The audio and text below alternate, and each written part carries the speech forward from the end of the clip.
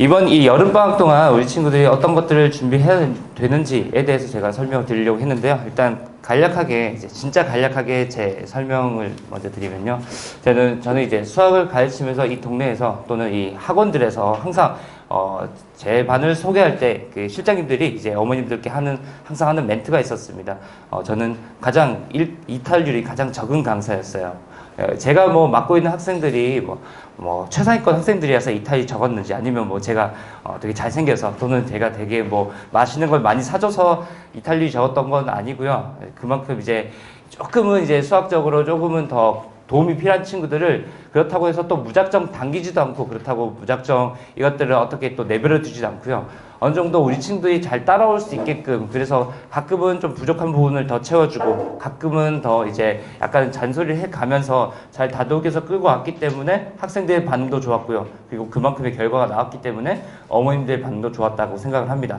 다만 이제 아무래도 제가 가르쳤던 학생들이 결과가 사실은 그렇게 인상적이진 않을 수 있어요. 뭐 예를 들면 뭐 사실 인상적인 결과라고 한다면 뭐 100점 몇 명, 1등급 몇 명 또는 뭐 서울대 연고대 몇 명 이렇게 보냈다. 이런 결과들이 조금은 인상적일 텐데요. 사실은 제 반에 있는 친구들은 그렇게 인상적인 것보다는 예를 들면 4등급에서 2등급 또는 뭐 200등에서 50등 이런 결과들을 많이 만들어 왔었습니다. 그렇기 때문에 사실은 이게 대외적으로 봤을 때 인상적이지 않아서 사실 그 제 수업에 대해서 저희 수업의 레벨을 맞는 학생들이 제 수업을 이제 찾는 과정이 조금 힘들었던 것 같습니다. 그래서 이 여름방학 동안은 또는 이 어머님들이 설명회를 다니시면서 어떤 커리큘럼으로 수업을 진행할지 더 중요한데요.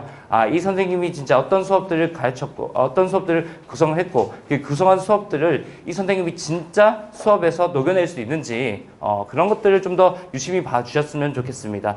아무래도 많은 선생님들이 다양한 플랜을 가지고 있지만요. 사실은 그 플랜대로 학생들이 잘 따라오게끔 하는 게 저는 더 중요하다고 그렇게 생각을 많이 합니다. 그래서 이 여름방학 수업에 대해서 설명을 할 텐데 어쨌든 이 여름방학 때 공부하는 게 결국에는 내신을 잘 보기 위함이기 때문에 일단 내신 수업을 제가 어떻게 구성을 하는지 그 내용을 먼저 설명해 드린 다음에 이 여름방학 때 어떤 수업들이 구성되어 있는지 말씀드리겠습니다. 일단 제 수업에 있어서 이제 내신 핵심 전략이라고 생각한다면 그러니까 이 여름방학 때 우리가 이런 생각들을 가지고 어떤 생각들을 가지고 공부를 해야 되는지에 대한 포인트들을 맞춰보면요. 아무래도 우리 친구들이 이 수학하 그러니까 2학기 때 이제 내신으로 다루게 되는 이 과목들은 이제 수학 상하인데 상하를 언제 처음 시작했는지 어머님들 한번 잘 생각을 해보시면요. 아마 빠르면 그 초등학교 6학년 또는 중1 또 늦어도 사실은 한 중3 초기였을 겁니다. 대부분은. 근데 아무래도 그때 당시에 이제 선행을 처음 시작했기 때문에 그렇기 때문에 아마 그 선행의 어떤 깊이가 그렇게 깊진 않았을 가능성이 되게 높아요. 또는 어느 정도 좀 반복을 많이 했다고 하더라도 특히 이제 수학하 같은 경우는 많이 까먹었을 겁니다. 뭐 어머님들 생각하기에도 뭐 1년 전에 있었던 일을 떠올리려고 하면 사실은 많이 떠오르지 않잖아요. 그것 역시 마찬가지로 수학하 상하도 수학 1, 2라는 조금 더 어려운 과목에 좀 가려져 있어서 이제 그 선행에 대해서 좀 많이 까먹었을 거고요. 그리고 이제 그 완성도 떨어질 거기 때문에 이 부분에 대해서 다시 내신 대비 때는 다시 좀 반복을 하게 되는데요. 문제는 뭐냐면 내신 대비 때는 난이도를 아무래도 이 강남권에 맞춰서 진행을 할 수밖에 없습니다. 그렇기 때문에 이게 수학 상하가 제대로 되어 있지 않으면 그 내신 대비 수업을 따라가기가 쉽지 않아요. 그래서 이 여름방학 때는 그런 것들을 많이 까먹었으면 공식을 좀 더 암기를 시켜주고 뭐 개념이 부족한 부분이 있으면 개념을 다시 채워주는 그런 어떤 과정을 우리 친구들이 겪어야 됩니다.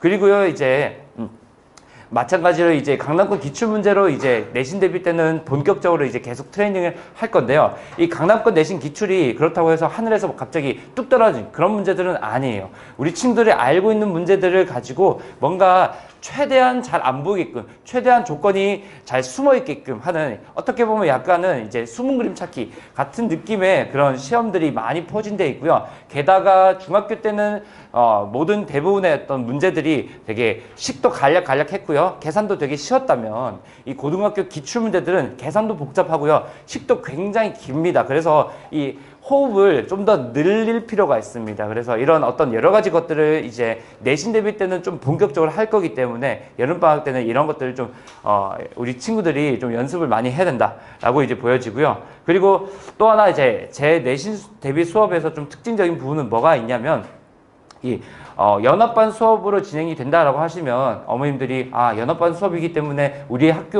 아이가 다니고 있는 학교에 대한 내용들은 별로 잘 모를 거야. 또는 대비를 제대로 안 해줄 거야. 이렇게 생각을 하는데요. 저 같은 경우는 그런 부분에 대해서 하나하나, 어제도 거의 뭐 5시, 6시까지 이제 계속 작업을 했는데요. 계속 이렇게 이제 학교 하나하나마다 부교재 또는 변형 자료, 이런 것들을 꼼꼼하게 챙겨서 그것들을 많이 반복할 수 있도록, 물론 그 많이 반복한다고 해서 어느 정도 채워질 수 있는 부분도 있고, 그렇지 않은 부분도 있겠지만, 어쨌든 제가 준비해 줄 수 있는 부분들은 최대한 준비를 해주려고 그렇게 생각을 하고 있습니다.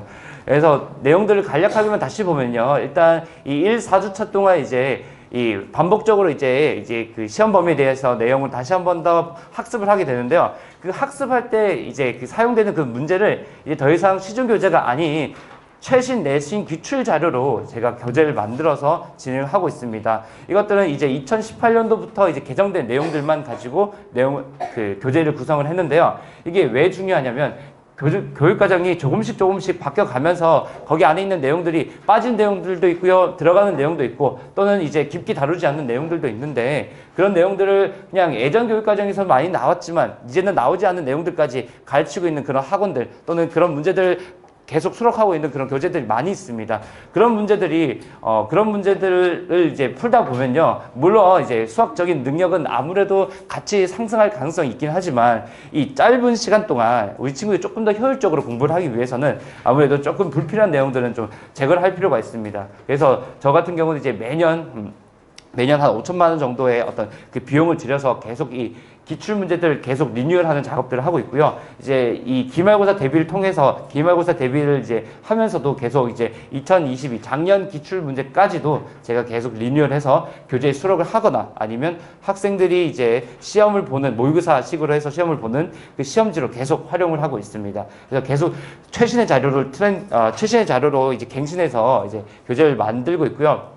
그 최신의 자료라고 하더라도 학생들이 좀 더 잘 쉽게 이해를 할 수 있도록 좀 잘 소화를 할 수 있도록 단원별, 유형별 그리고 난이도별로 다 구성을 해서 쪼개서 작업을 하고 있습니다. 그렇기 때문에 우리 친구들이 같은 시간이 주어지더라도 조금 더 잘 흡수를 할 수 있을 거고 또는 이제 학생들마다 레벨 차이가 조금 있다고 한다면 또는 단원마다의 어떤 학습 정도의 차이가 있다고 한다면 그런 것들을 조금 더 학생의 수준에 맞게끔 제가 잘 이제 지정을 해서 숙제 또는 어떤 학습을 할 수 있도록 많이 도와주고 있습니다.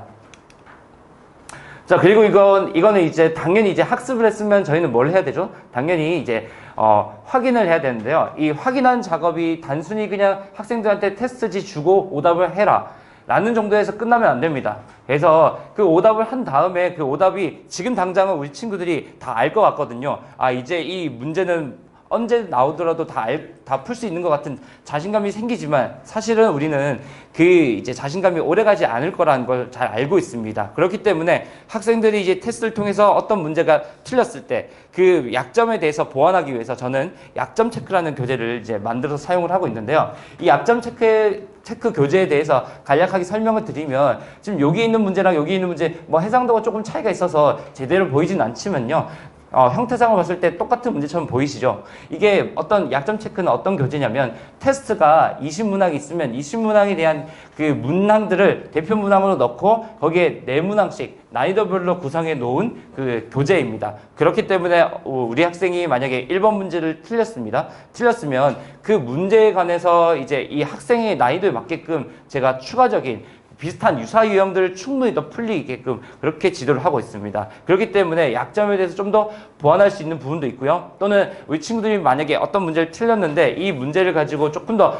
난이도 높은 문제로 어떤 식으로 변형되는지 알고 싶다라고 했을 때도 이 약점 체크 교재를 가지고 난이도별로 그 내용들이 구성이 되어 있기 때문에 충분히 학습을 할 수가 있고요. 그리고 우리 친구들이 이 교재를 나중에 또다시 또 오답 노트로서 제가 또 제공을 하기 때문에 약점에 대해서 충분히 많이 경험을 하고 노출이 될 수 있습니다. 그래서 실제 물론 1등급 또는 최상위권 또는 100점 친구들이야 새로운 신유형에 대해서 계속 이제 학습하는 그런 어떤 경험도 필요하겠지만요.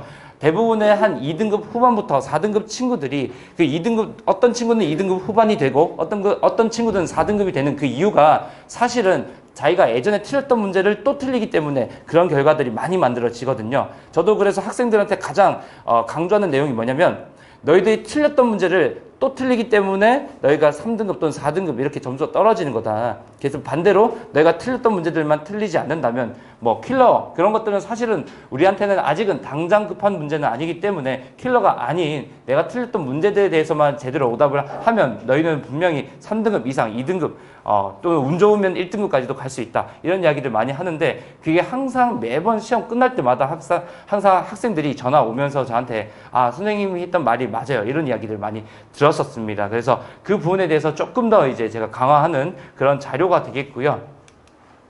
그리고 이제 이건 당연한 이야기인데요. 근데 이 당연한 이야기를 사실은 다른 반에서는 어떻게 하고 있는지 잘은 모르겠습니다. 저 같은 경우는 이제 연합반으로 수업이 진행이 되면 당연히 시험 범위가 같은 학교들도 있겠지만 시험 범위가 다른 학교들도 굉장히 많습니다. 그게 수학 상하가 유독 그런 현상이 심하게 나타나는데요. 그게 왜냐면 수학 상하는 수학 1, 2와는 다르게 1년 동안 한 권의 책으로 진행이 됩니다. 그래서 아마 어머님들이 처음 이제 우리 학생들이 고등학교에 올라가서 그 수학 교과서를 받아왔을 때 그때 좀 약간 당황했을 수 있어요.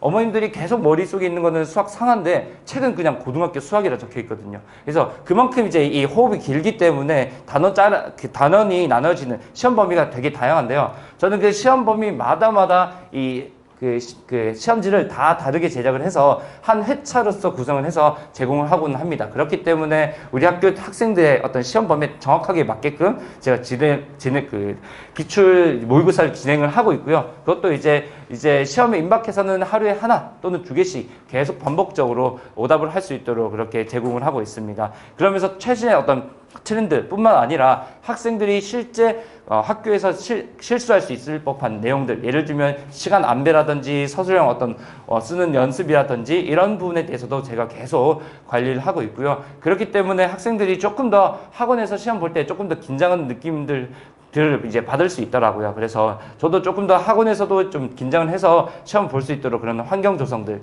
그런 것들을 이제 준비를 하고 있습니다. 그래서 당연히 이제 시험 범위에 맞게끔 제작한 건 물론이고요. 그리고 실전 훈련과 여기 안에서도 이제 약점 체크 또는 이제 보완하는 연습들을 계속 연습을 시키고 있고요. 이것 역시 마찬가지 이 테스트도 역시 저희가 이제 우리 학생들이 풀었던 그런 실제 어떤 자료이기 때문에 여기에 대한 오답 노트도 계속 반복적으로 이제 제공을 하고 있습니다. 이제 이런 수업들을 제가 구성을 하고 있는데요. 그러면 이런 구성들을 하고 있기 때문에 이 수업들을 대비하기 위해서 우리는 여름방학 때 이건 실제 이제 제가 학생들 이제 이번 시험 대비 때 사용하고 있는 각 학교 프린트 또는 부교재입니다. 당연히 이제 제가 맡고 있는 학생들에 대해서만 자료가 있고요. 여기에 만약에 더 학교가 추가된다면 그리고 추가된 학교에 대한 어떤 학교 프린트 부교재가 있다면 저는 또 다시 작성해서 만들어서 제공할 예정입니다. 이렇게 제공하고 있고요. 그래서 이 수업을 이제 듣기 위해서는 이 여름방학 때 어떤 것들을 이제 준비를 해야 되느냐라고 했을 때 사실 준비해야 되는 과목에 대해서는 좀 간단한 것 같아요. 우리 친구들이 만약에 1등급이다 100점이다 충분히 수학에 대해서 수학하 또는 선행에 대해서 충분히 잘 되어 있다라고 생각되는 친구들은요.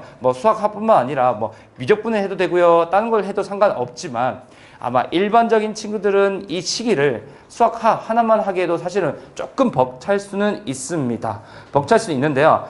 또 신기하게 우리 친구들이 또 이상하게 수업이 하나 있으면 하나만큼의 노력을 들이고요. 수업이 2개가 있으면 2개까지는 아니더라도 한 1.8개의 노력을 들일 수 있는데 이게 학교는 분명 8시에서 8시 반에 가서 거기 가서도 거뜬하게 일어나서 물론 거뜬하게 일어나진 않죠. 어머님들이 잔소리를 많이 하시겠지만 어쨌든 학교는 갔는데요. 학원은 아침 9시 수업을 되게 힘들어하는 느낌이 있습니다. 근데 저는 그 생각하는 게 그게 그냥 마인드의 차이다. 그리고 습관의 차이다라고 느껴지거든요. 왜냐면 그 이전 또는 1년 전에 여름방학은 사실은 아침 9시부터 학원 가고 그런 적이 잘은 없었을 거라 생각해서 해서 그런 거라고 생각을 하고요. 그래서 이때 아침 수업을 들어도 되고 듣지 않아도 상관없긴 하지만 듣지 않는다면 사실은 뭐 계속 자다가 한 점심쯤에 일어나서 밥 먹고 숙제 그때 부랴부랴 해서 뭐 학원에 가는 그런 조금 느슨한 어떤 루틴을 가질 겁니다. 그래서 저 같은 경우는 기왕 그렇게 그냥 하루 종일 잘 거면 오히려 아침 수업 와서 조금이라도 뭔가를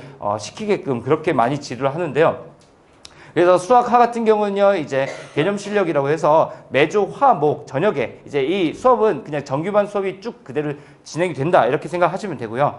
사실은 제가 난이도를 조금 더 높이려고 생각을 했다가 이제 학원 그 원장님과 이야기를 해서 조금은 더 이제 제가 이제 품을 수 있는 그 바운더리를 좀 더 넓혀서 좀 더 힘들어하는 친구들, 제가 좀 더 많이 손이 가지만 반대로 저의 도움이 필요한 친구들 좀 더 많이 포섭을 해서 수업을 했으면 좋겠다라고 원장님께서 말씀하셔서 조금 더 레벨을 낮췄습니다. 그래서 수학화를 1회 이상인데 사실 1회 이상은 어떤 느낌으로 보시면 되냐면 그냥 목차 정도, 그러니까 수학화에 있는 단원들이 뭐가 있는지 정도만 아는 친구들도 충분히 들을 수 있는 그런 수업으로 난이도를 진행을 했고요. 그래서 수업 난이도는 그 정도로 이제 좀 친절하게 수업을 하겠지만 아무래도 들어오는 친구들이 난이도가 좀 이제 수준이 좀 다양할 수 있습니다. 다양할 수 있기 때문에 그 부교재라든지 아니면 워크북 어떤 숙제에 있어서는 제가 또 난이도 레벨의 차이를 둘 예정이기 때문에요. 그래서 많은 친구들이 들을 수 있는 그런 수업이다. 이렇게 생각해 주시면 되겠고요.